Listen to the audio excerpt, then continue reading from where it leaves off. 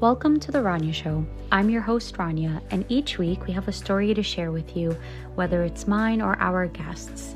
Tune in as we discuss trauma, manifestation, and everything in between.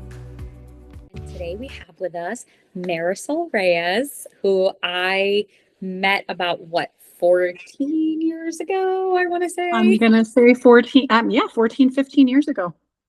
Yeah, and we have been like following each other and like keeping in touch here and there. Happy birthdays, hope you're well type thing. And you recently reached out to me to like, congratulate me on the podcast. And I was like, why don't you come on? So I'm gonna pass the mic to you so you could just tell us a little bit about yourself and we could take it from there. So All right. Well, let's see. I met you, Rania, doing our discovery program about, I want to say almost close to 15 years ago.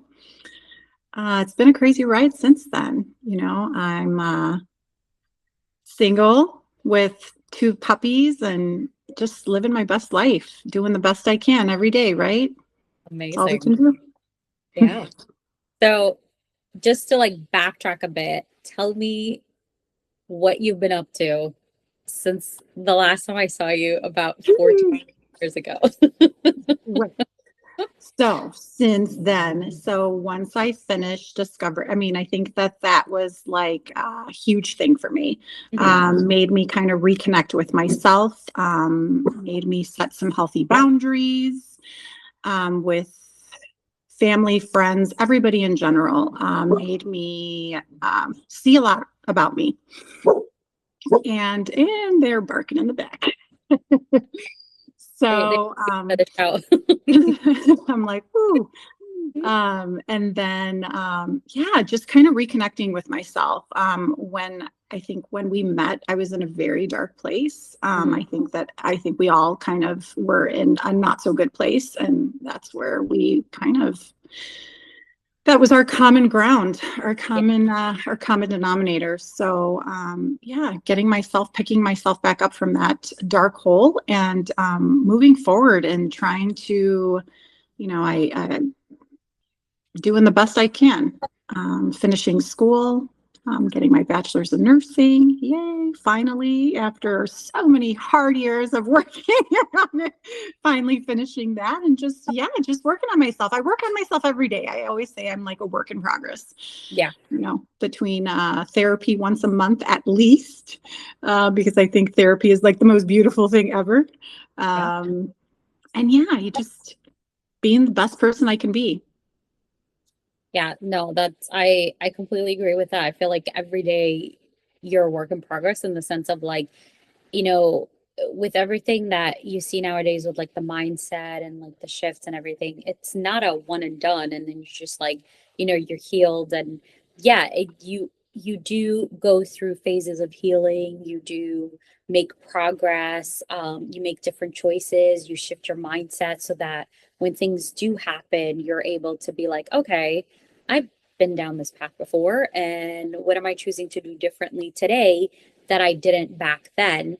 But Absolutely. you're constantly learning about yourself. You're constantly doing the work. And, for some people, they might think like, oh, this is too hard. I don't want to do this. I just want to like numb out or just disassociate from life and just like, keep moving with the motions and stuff. But it takes the same amount of effort and energy, but because it's something that you're it's a pattern that you've been living off of for so many years that it feels like it's easier to just go with the like through the motions and just dissociate and just keep moving forward, I guess. Yeah, But it's actually harder. It's yeah, actually harder. That yeah, energy, it just, when you carry that negative energy with you and that negativity and that, like, woe is me type feeling, because let's be honest, we all feel a little sorry for ourselves at some time or, or another in our lives. We get there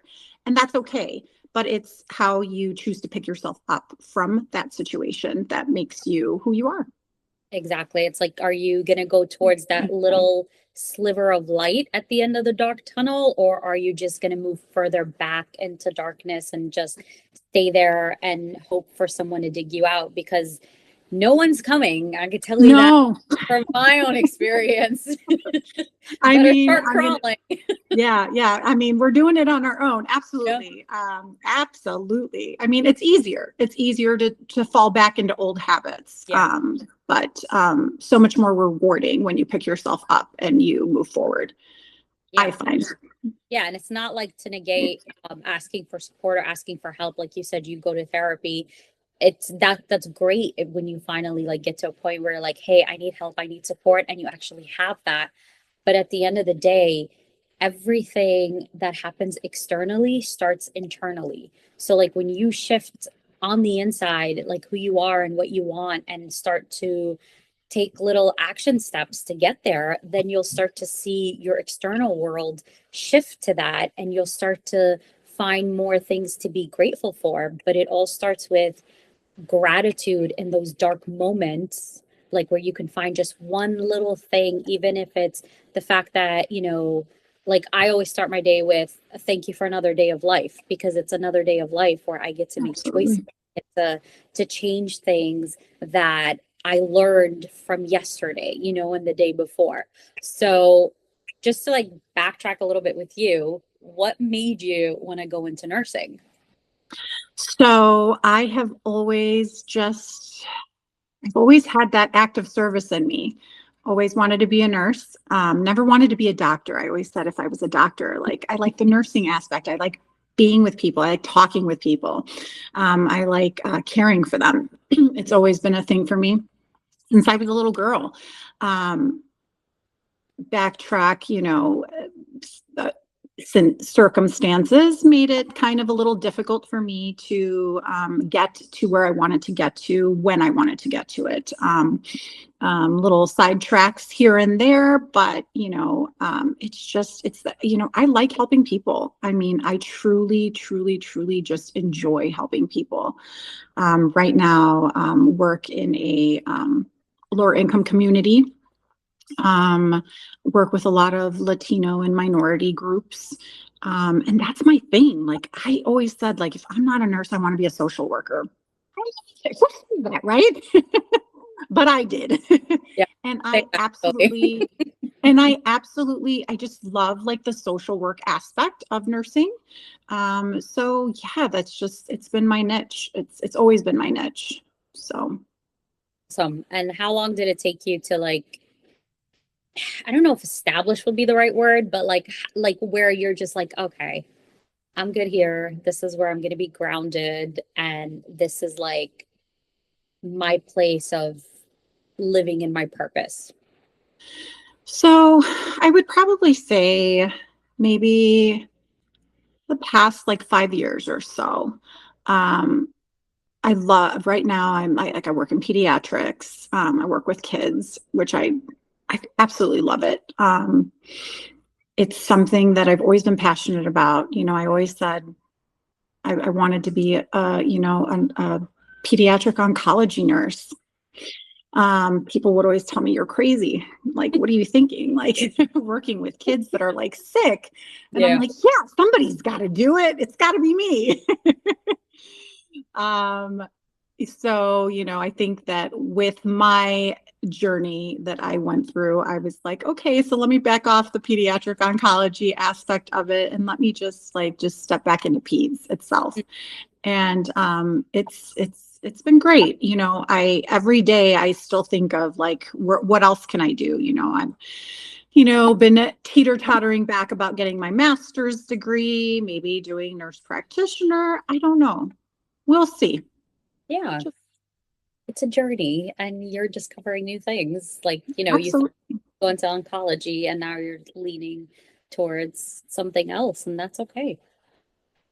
Yeah. So it's just every day. Every day it's just a surprise, right? We all have jobs, we all have careers, and it's whether you're happy with what you're doing, is it fulfilling to you? And for me, like my job is fulfilling. That's amazing. I feel like I can do more. Yeah. And that's where I kind of struggle with maybe I need to go back to school again and do a little bit more. But for now, it's working. It's doing Yeah. good. Is there like anything you can do like volunteer wise just to be in that environment and see? Because sometimes we like the idea of something until we're actually in it and we're just like, what was I thinking? So I do volunteer at a clinic, Okay. a community clinic, it's kind of like a free clinic. I volunteer there, just a couple times a month, Hmm. to help. There's a big Latino community, so I'd love to help with my own community too, like to help my people. And yeah, and that's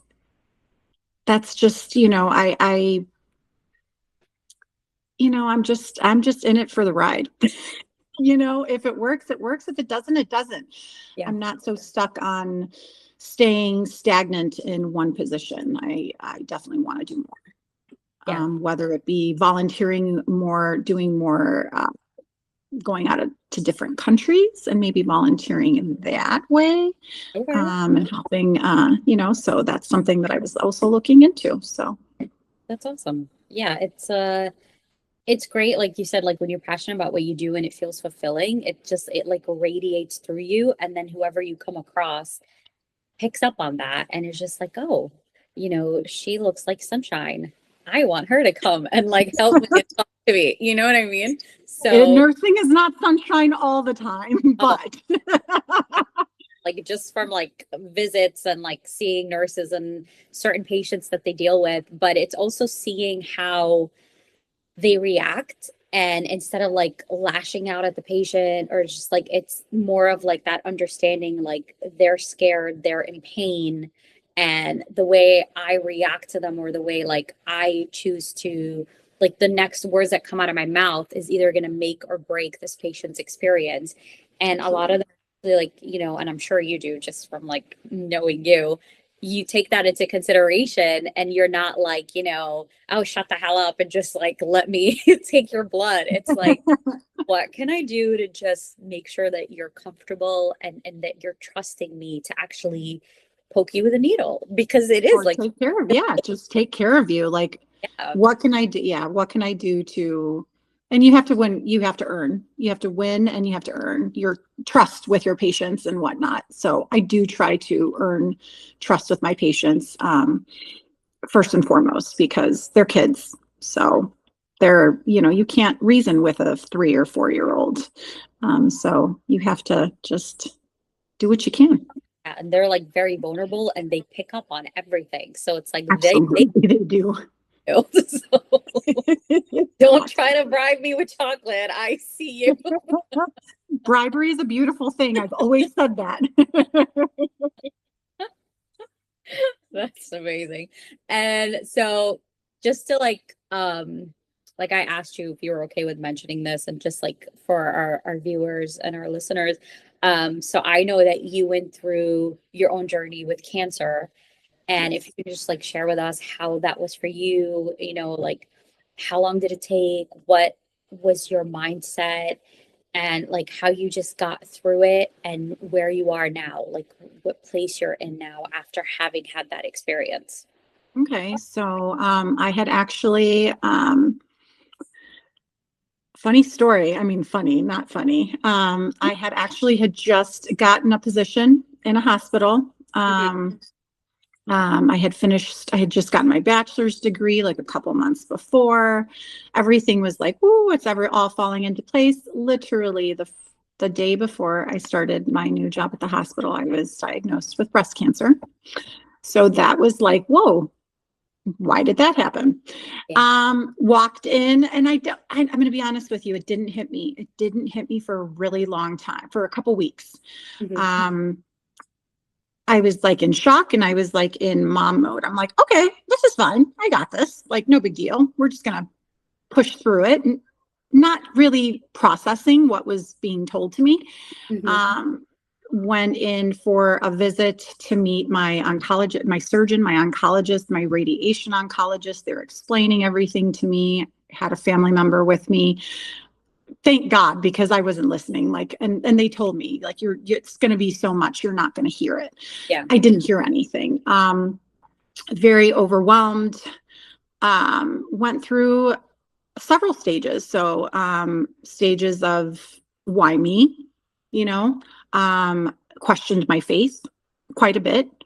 Um, and yeah, I just was like still going with emotions, like, okay, I got this, no big deal. Okay, my surgery's scheduled for X day. Perfect. I was in a relationship at the time that wasn't doing so well. So that was also kind of weighing on me at the time. Um, Lack of support on their end, and just, a lot. But again, trying to kind of cover up everything that I was trying not to feel. Basically, I was kind of trying to numb myself in my own way.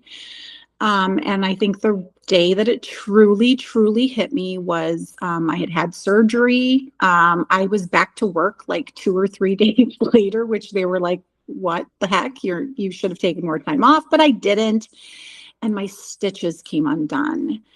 And I was at work and I'm sitting there and I'm trying to lift a patient. Should I have done that? Probably not, but whatever. Um, and I literally found myself in a closet crying. And I'm like, oh my God, like, this is real. I can't do what I was able to do before. And I think that was just like my wake up moment of like, you actually have this, this is something serious and you need to like face it. Um, and yeah, and that basically was, I would probably say that that was probably my wake up moment. And that was when I'm like, shoot, I really do need to like talk to somebody, because this isn't like, then I started feeling all the feelings and like, oh my God, what am I going to do? And how is this going to affect me in the long run? And what if I get cancer again? And, whatnot. My surgery was successful. They removed the cancer on that day.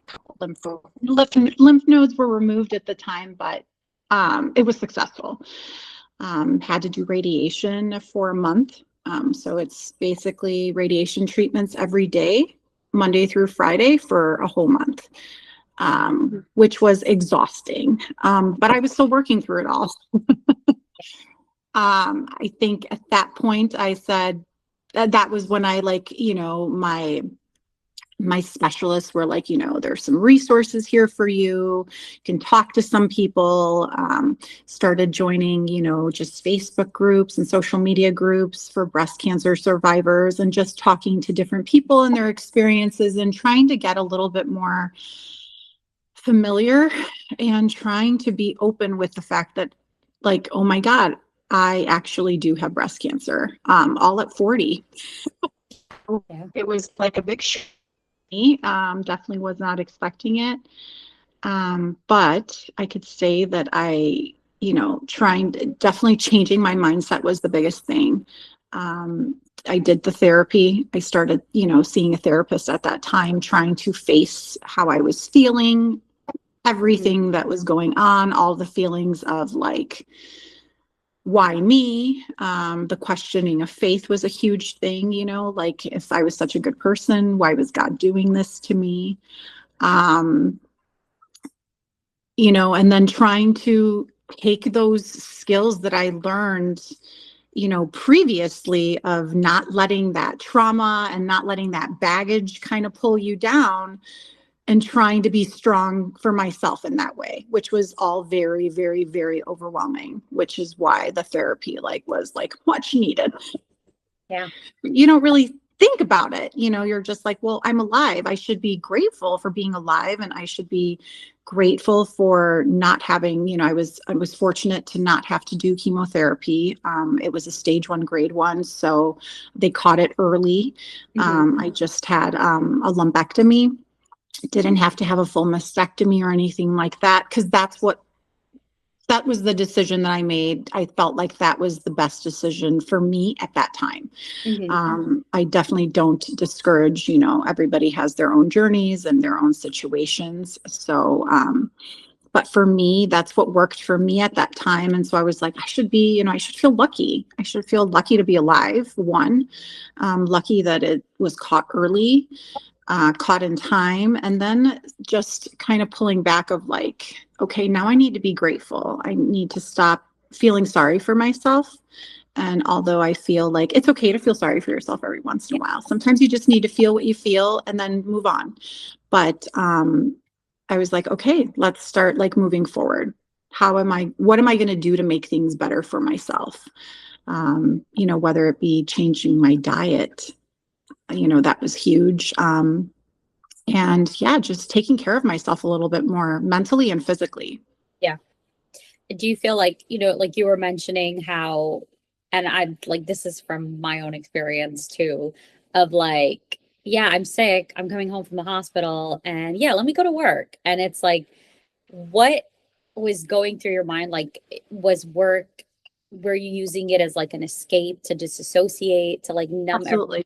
going through? And where do you draw the line? And do you now draw the line of like making yourself a priority and then everything else comes second? So denial. It was denial. Honestly, definitely using it as an excuse of not facing what was happening to me. It was easier to ignore it than to face it, which I think happens with a lot of things in your life. So for me, yeah, I'm going to go back to work and I'm going to ignore it. I'm going to ignore that this just happened, that I just had surgery and that I'm going through cancer. We're just going to sweep it under the rug. No big deal. We're going to take care of everybody else because it's easier to take care of others Yeah. than to take care of yourself. And at that point, when I did like break down and I'm like, holy crap, like, what am I doing? Um, I have learned that nobody takes care of you like you. I am the only one to take care of myself. I'm the only one that knows what I'm feeling. I'm the only one that knows what I'm going through. Mhm. Nobody else is going to see that. Nobody else is going to feel that. And let's be honest, nobody else really truly cares because Yeah. everybody's going through their own journey in life. So I have learned through many sessions and many just being open with myself and learning that I have to take care of myself first and foremost. To me, I have no issue, taking a mental health day just because I need it, which is something that, before it was just like I had to go, go, go. It was always a priority. I have to work. I can't let anybody else down. But in the meantime, I was letting myself down and not even knowing it. Yeah, and that's the thing. It's like we're made to feel guilty when we need like a mental health day, when we're feeling sick, when we just want to take care of ourselves, and it's like we're made to feel guilty for it and almost like ashamed to actually like have that moment of like vulnerability or that moment of what they quote unquote call weakness, but it's not. You're actually Yeah. empowering yourself by saying like, "Hey, I need some time to myself and I need to take care of myself. And that's exactly what I'm going to do." And sometimes, you become the villain, but then I'm like, I'm okay with being the villain in your story because if I drop dead, you're not going to be like, oh man, she dropped dead. You're just going to be like, okay, who can we get to replace her? Exactly. Everybody's replaceable. And like vulnerability for me is huge because I'm not vulnerable with many. It's very, very difficult for me to be vulnerable with anybody, even with myself sometimes, because I see that as a sign of weakness. Yeah. And changing that mindset has been huge for me. That just telling myself, like, it's okay. It's okay. Like, it's okay if you call in. It's okay to take that time for yourself. It's okay to just sit and do nothing. It's okay to just be okay with yourself.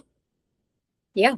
And like I have those conversations with myself all the time now because again, like especially like when you're brought up a certain way and like for me being the eldest daughter and it's like there's all these expectations and it's not like your parents are doing it with ill intention. It's just they're just repeating the cycle that they grew up with and they don't know any different. So it's like for me it took a lot of like forgiveness towards my parents and like the way I was brought up because they were doing the best that they could with what they knew. They thought that by being strict and by being a certain way with me, that they were actually keeping me safe, that they were protecting me, that they were helping me.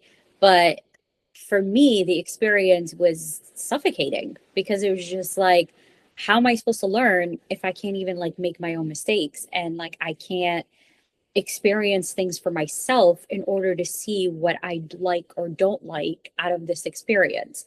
Um, and it's just like, like you were talking about, it's there's still gratitude in everything that we do and everything we experience, because it brought us to where we are today in our lives, and it's just like, Absolutely. some moments. Yeah. I definitely get that. No, and and as a parent, I can also say like, yeah, we do. I guess we kind of shelter our children because what's we think is best for them.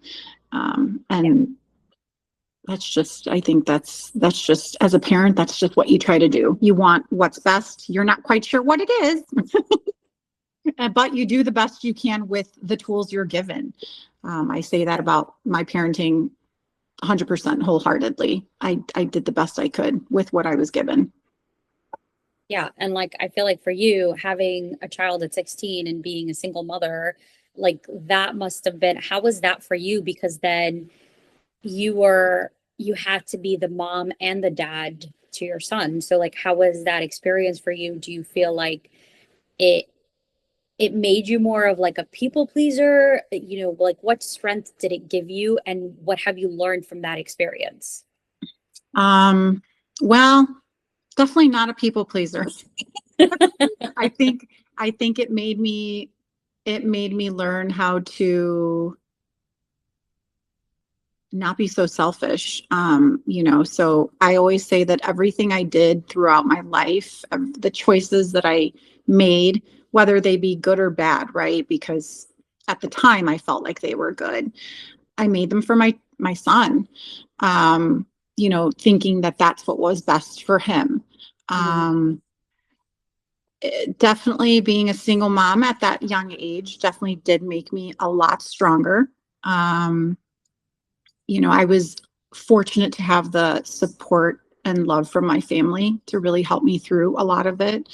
Mhm. But I was a kid myself, so I went through ups and downs. I think that's when I faced lots of depression and not knowing but still having to be strong for a child. So that was very difficult for me.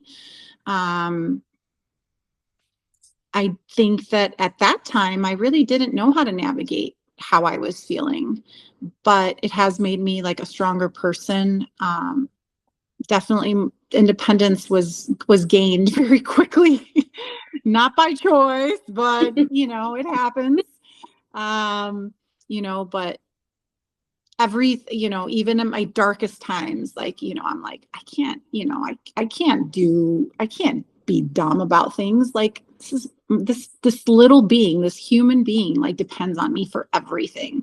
Yeah. And so like my outlook on life was changed, even when I did hit the dark times, even when I did hit those like really those bumpy times, my child was everything for me. And so I knew that I wanted to make things better for both of us Hmm. and make his, and hope that I could give him a better life. But definitely made me a stronger person for sure. And have you ever had that conversation with him where you're just like, hey, how is it like growing up with me as your mom? Absolutely. Absolutely. Girl, we did therapy together.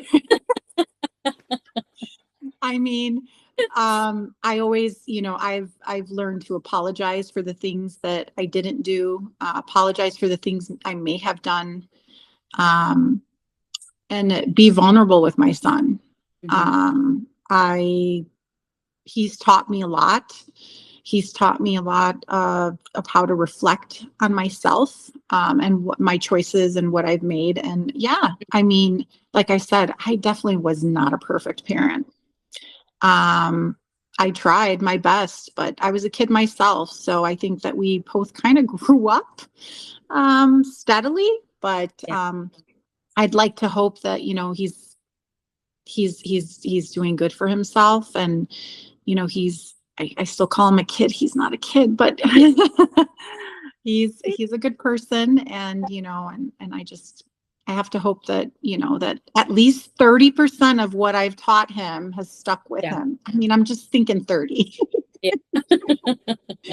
Yeah, it's great that like you took accountability for your actions or lack of in that relationship with your son, because it's so important when we recognize our kids as like human beings, or like for me, my youngest brother was born when I was 12 years old. So it's like me and my sister practically raised him. And like he comes to me like I'm his mom. And like people used to think that was my kid.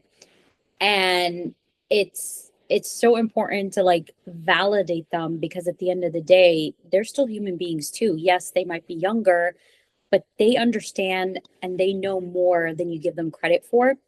And like I have my nieces, they're 10 and 12.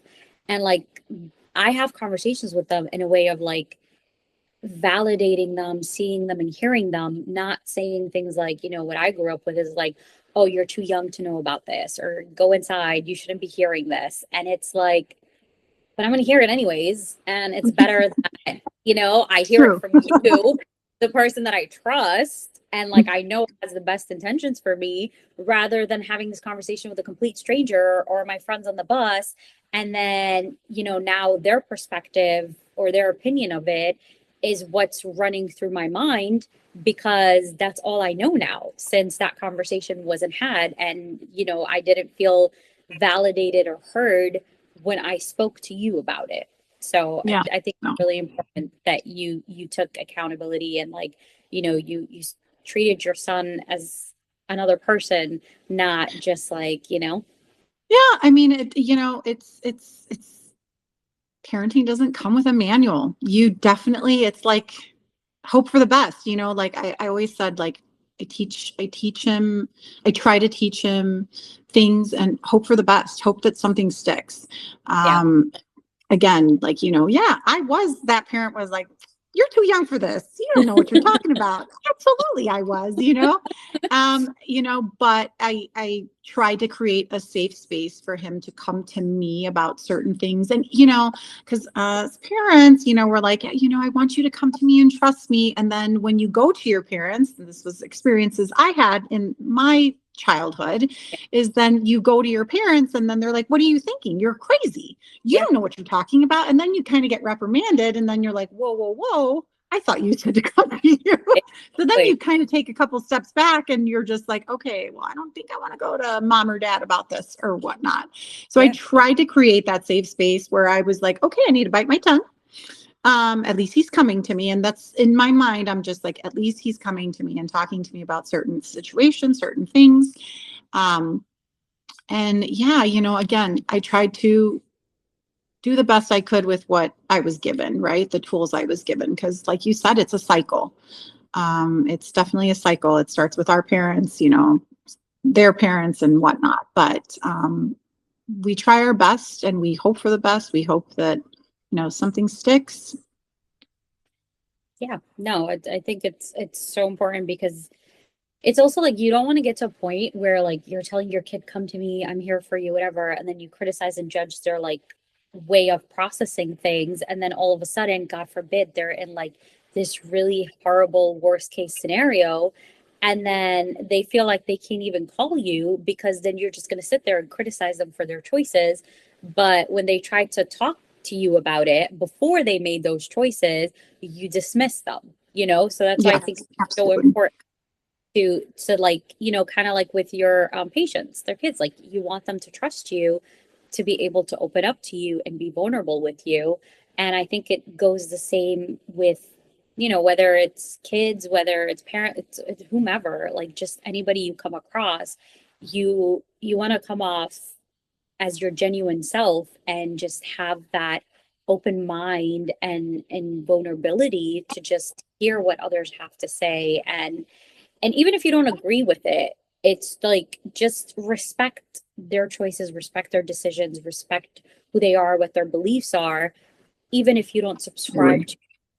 Absolutely. I mean, and that's, I think, the most important thing is listening to other people, being able to listen to them, because again, everybody has their own experiences. Everybody takes their own experiences in different ways. And so you may not agree with everything that's being said. You may not agree with what you're being told or whatnot. However, listening to somebody, because it's just, and you know what? And sometimes you listen to somebody enough and you might say like, hey, never thought of it that way. That's actually a good way to think of things, and maybe changes your mindset a little bit to see things a little differently. That's huge, super important. Yeah.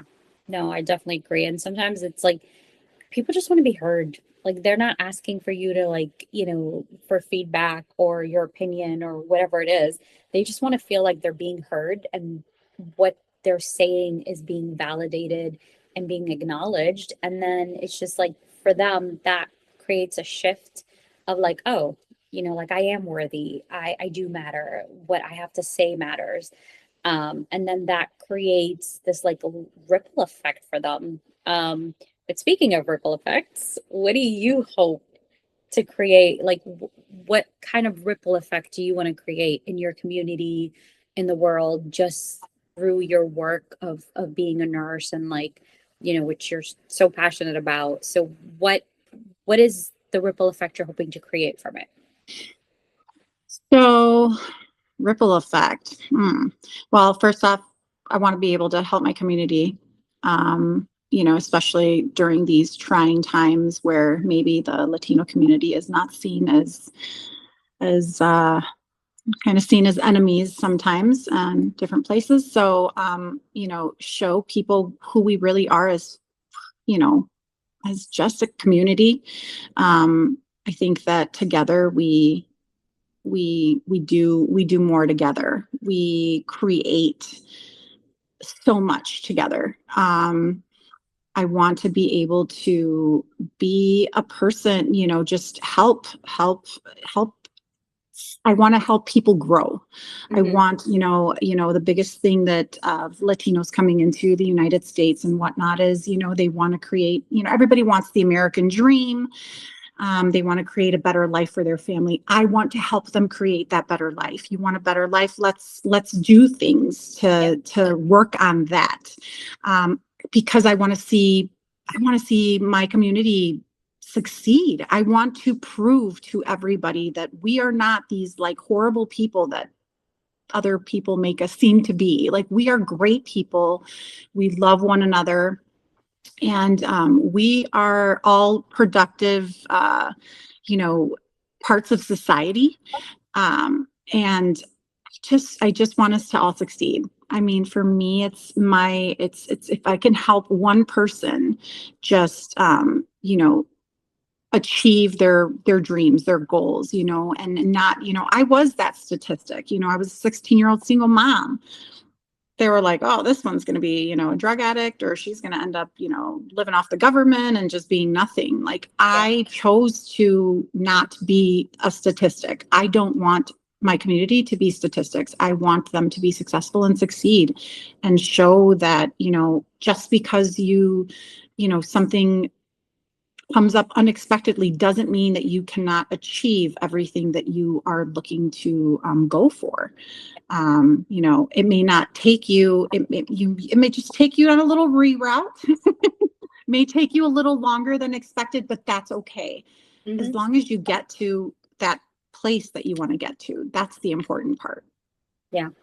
And like I can relate to that just being um Lebanese American from a Muslim household of like with everything that's happening in the world right now, it's like, all these statistics and stuff. But at the end of the day, people just want to be validated and they want to live. And it's not to say like there's everybody's intentions are different and some intentions are not pure, some intentions are, but because of like the society and the conditioning, they make it's like the statistics make it seem like every single person of that nationality or that religion is the same, but that's not true. And it's No, like, and it's all fear based, instead of like doing research, instead of actually having a conversation with somebody who's Muslim or somebody who's from the Latin community or someone who's like from the Middle East, it's fear based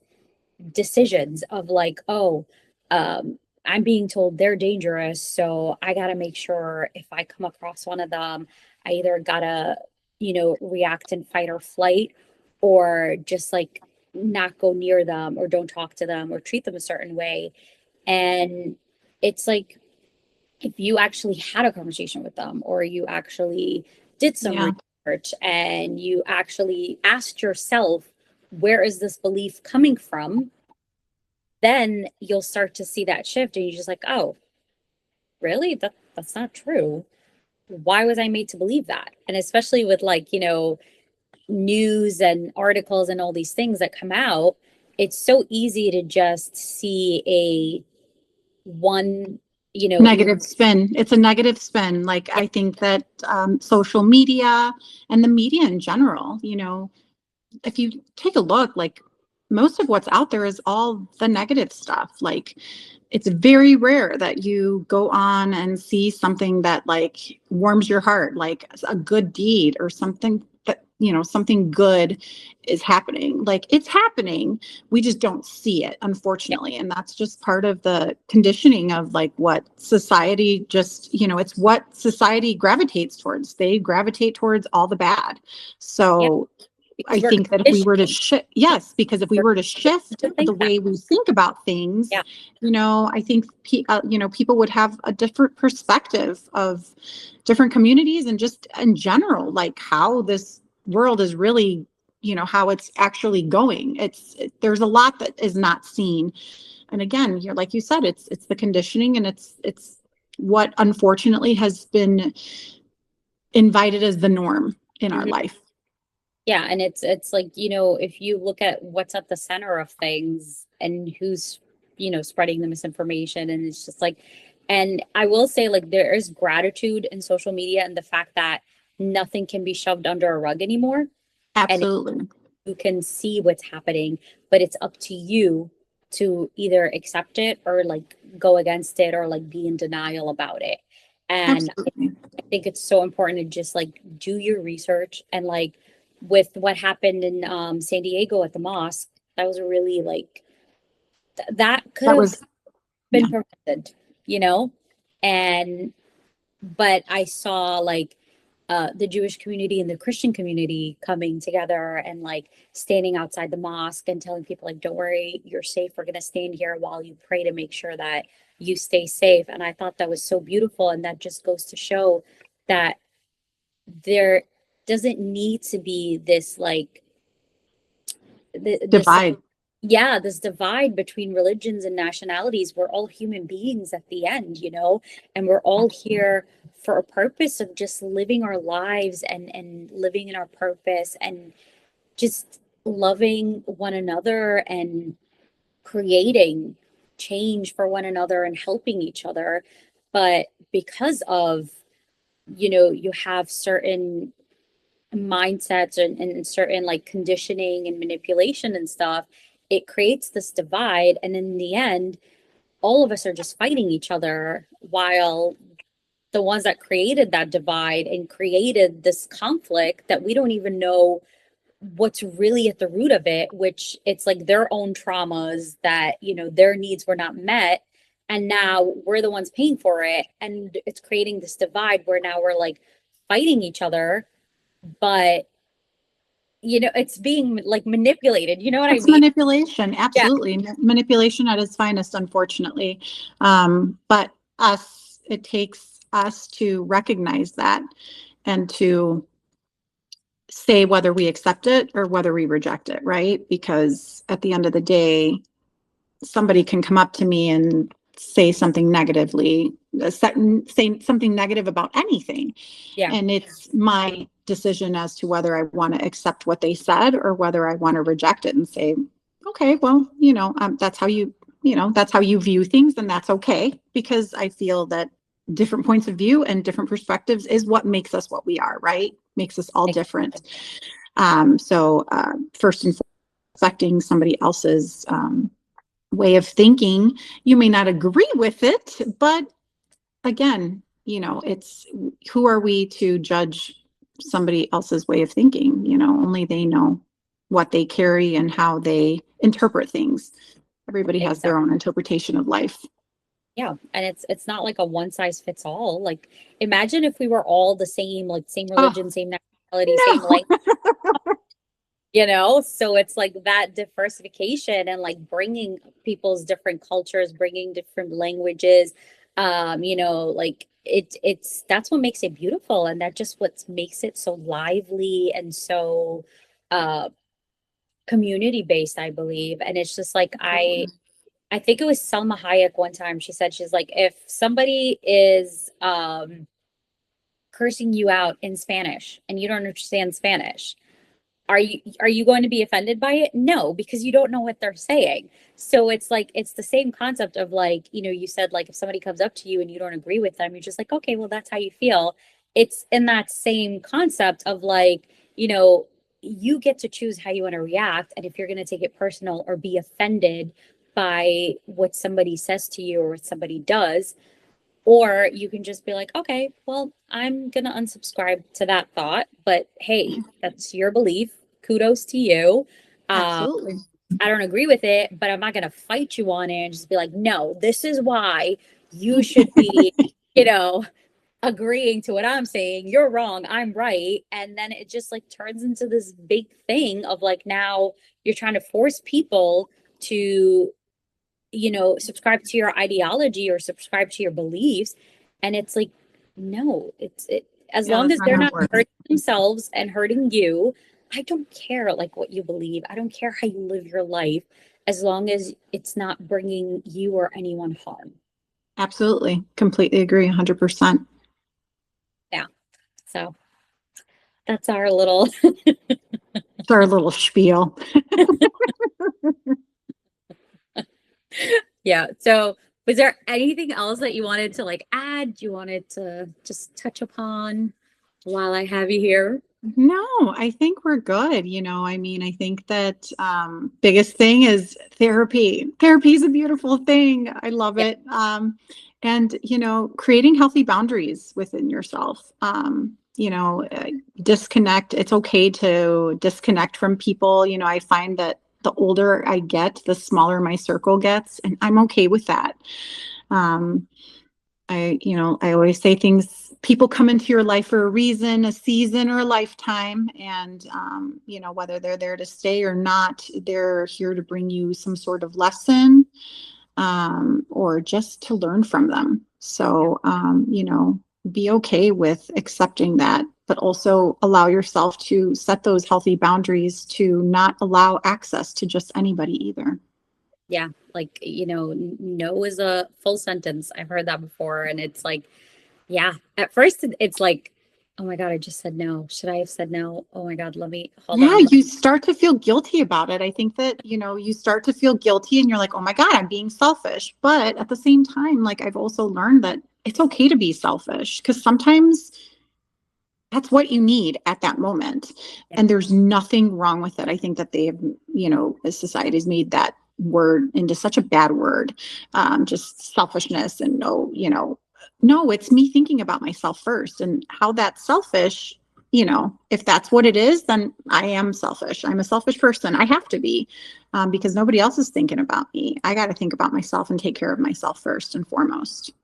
yeah. And it's not to say like nobody's like thinking about you or nobody cares about you, but they care to the extent of their capacity. Like you said earlier, they have their own things going through, they're navigating through life just like you are. And you can still care for others, but it's in order to be selfless, you have to be selfish, because it's like, how are you gonna fill up somebody else's cup If when you've got you don't nothing to give. exactly? And you're still giving even though you have nothing. And then, sometimes you have certain people from their own experiences and like not having their needs met that even though you have nothing left in your cup, they're still asking for more, and they're like, hey, come on, keep giving. And that's when you have to set a boundary and just be like, no, I need to fill up my own cup. I'm going to teach you how to fill up your own cup so that you can actually help yourself moving forward, just like Absolutely. myself right now. So Absolutely. No, I completely agree. Wow. So nice talking to you. You too. Thank you for coming on. And I say this, but you're always welcome to come back on. You never know. Maybe we'll do something together and then we can share it with everyone, just like with what you're doing with the community and stuff. And maybe you'll come to Lebanon with me. Sure, I'd love to. We'll do Let's plan something down. that trip soon, girlfriend. Yeah, we'll do something down there to just like help Lebanon, help Gaza, Sudan, like, just see what we can do to I would create like, love to. I yeah, would like, love to. yeah, That's just, it's not only about helping my community, it's just helping other people. 100%. So I totally, Yeah, and I'm grateful that there's people like you and I in the world where we want this and we want to create that ripple effect of like helping others and just seeing world peace, and like you hear a lot that it's not achievable. There's always going to be something that's going to disrupt it. But if we can create a little bit of peace in our communities, a little peace in like whoever we come across, that creates that ripple effect and it actually like transcends and it just keeps going. And, by just your way of thinking and how you are with your son, how you are with your patients, how you are with the relationships that you have created, that creates a ripple effect because then those people that you've validated and let them feel seen and heard can now do the same thing for somebody else. And then it just continues on and then changes the trajectory of things and breaks and the cycles that we thought were, lock and chain and you couldn't open them, but you broke it open. yeah, yeah, that's amazing. Right. Sometimes we do things and we don't even notice, right? We don't even notice how we can change somebody's life. So, Yeah, it's amazing. Well, keep being the sunshine that you are in lives. And thank you again for coming on. I know this was like your first one and you were nervous, but I think you did totally amazing. was. Totally was. Got the giggles out of the way at first, right? Yeah, for sure. Always. It's always fun to start that way. It is. It is. But yeah, you make it easy. You make it easy. We've always had that connection where we could just talk and talk and talk and Yeah, talk. I love it. I was always a talker. I had a teacher one time. Um, he sat me next to the quietest girl in class that never spoke. Like she literally would whisper, like when you try to talk to her. And he sat me next to her because he thought like that'll get me to stop talking. And I actually got her to start talking. He moved me See, next to, that's your ripple effect. yeah. And he's like, I'm moving you next to the radiator, even though I know you probably start talking to it too. And I'm like, hey, if the radiator's got a good story, why not? I love it. you know. But thank you again, Marisol, for coming on. No And problem. Thanks for having me. of course, anytime. And thank you to all our viewers and listeners. And I hope you have a wonderful week. Thank you for tuning in to the Rania Show. This is Rania. Bye. Today we have